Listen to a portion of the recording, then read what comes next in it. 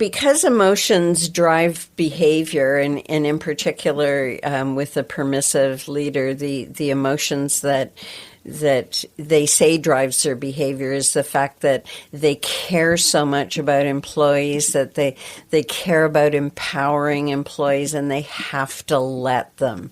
But what ends up happening when they're functioning from this underlying belief is that they allow employees to go into those more childlike behaviors. Employees will complain about things not being fair, and that the permissive leader will start to adapt their behavior and try and make everything fair so that employees don't feel upset.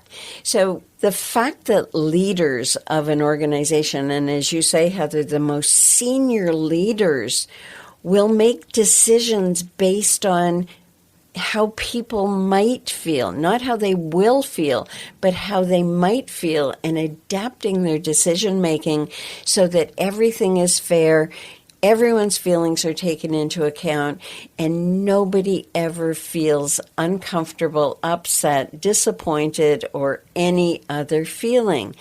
And this taking responsibility for everyone's feelings, what a burden. It's like you have to have really big shoulders to do that. But really it comes from that rescuer archetypal energy where, that permissive leader feels that they're so amazing because any distress that an employee might feel, they are rescuing because they care so much.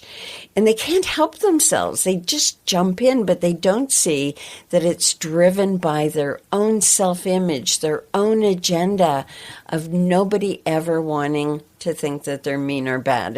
And of course, there are some leaders that will just say, and this happens with frequency in the Leadership Foundations program, where a leader will say, but I want everyone to like me. I don't want anybody to be upset with me. I have a really hard time when people are upset about something.